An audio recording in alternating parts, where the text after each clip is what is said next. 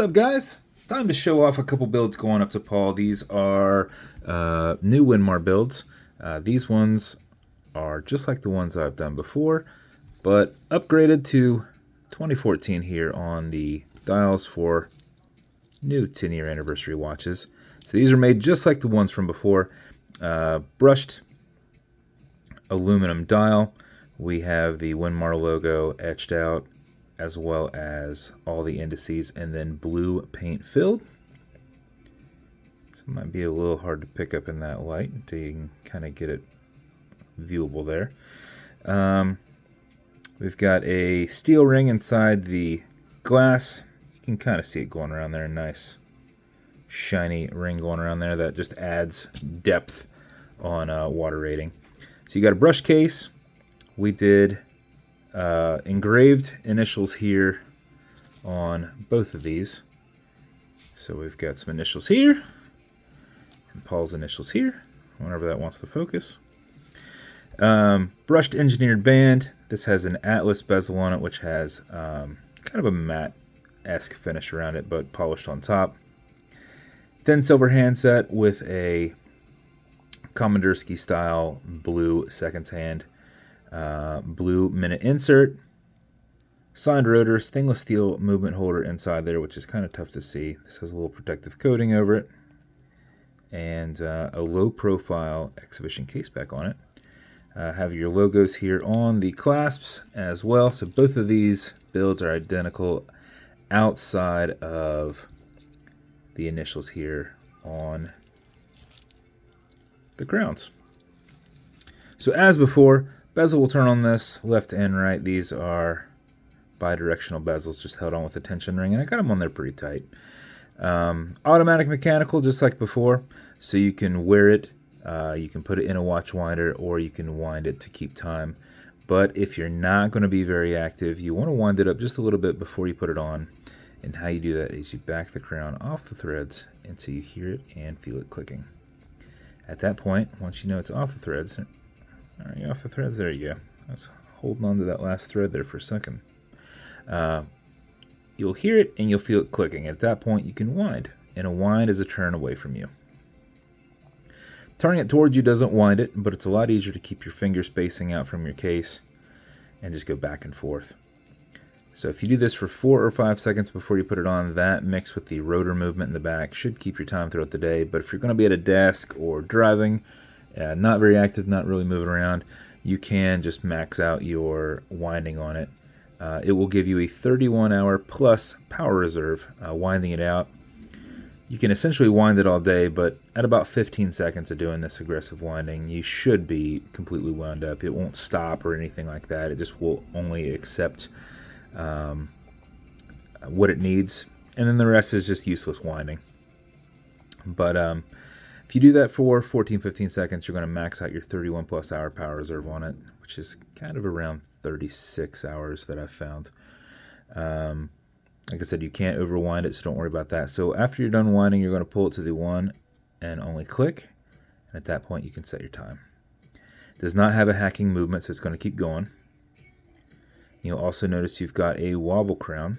This deflects lateral pressure from going into the stem and into the movement. So when you're pushing and prying on it, you're not putting any adverse pressure on anything. Okay, Google, what time is it? It's 1:19 p.m. 1:19 p.m. When you're good, you're going to push it over, get it out of that time setting, and then just wind it down. Thought I felt a little burr on that very last, but it didn't seem like I felt anything when I wound it back down. But if there is one, it will go away over time. So let's just... Yep, it's right back off, so there might have been a little something on there. When you go to wind it down, if it's not right on there, just go backward a little bit, because you're finding that starting point of the threads. Paul, I know you have one of these watches, but your other guy may not know. So Paul's got one and another watch from me, so should be square on that, but just in case. And just to show, same exact thing on the other watch, left, right.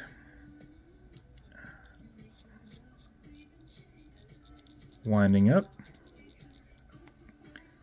and then setting.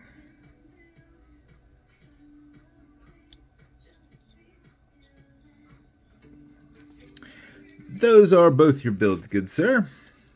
As with every build, we're going to get matching beads.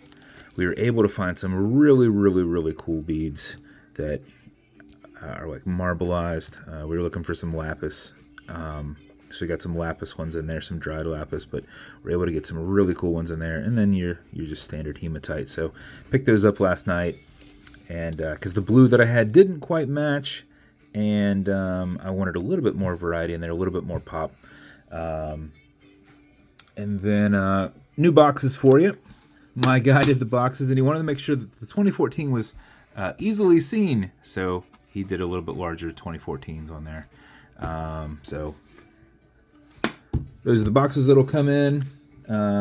Let's see, what else? Both builds will come with watch foamer. This is my watch cleaner. This is my watch cleaner. It just comes out as a foam now. A little bit will go a long way. This is good for all glass and metal. So essentially, this watch as a whole, non-streaking, non-toxic, non-residue, and it will also come with each one of these. Will have one come with your microfiber. And then you will also have some fine scratch remover. This is Novus 2 from Amazon, just repackaged. Just burlap sack, man. It likes me to get little pieces of burlap on me. Where is that coming? Fine scratch remover. This is Novus 2 from Amazon, just repackaged. It's like Polywatch, and it is for your acrylic glass because you can scratch it. You can put little scratches and such in it. If you do, put a tiny bit of this on it and then buff it using your color matching microfiber. So if the scratch is up and down, just go left and right, fill in that scratch, haze the scratch, and then buff it out. And if it's still there, wait a little bit, let that solidify, and then do it again. You're basically building back that acrylic. But this is domed acrylic, made for compression. It actually flattens out the deeper that it gets and makes them even more watertight, as well as the casebacks. So they are popped up just a little bit, maybe slightly above where the bezel is. But that's just in case you knock it on anything, you can address it. So those are the builds, good sir. I appreciate you a ton. And for those watching, if you want me to build you something custom and unique, something for work anniversaries, Christmas gifts, something for Father's Day, etc., etc., etc., I'll see what I can do for you. And if you want to continue to see videos like this, like and subscribe, as I put them up all the time. Thanks, guys.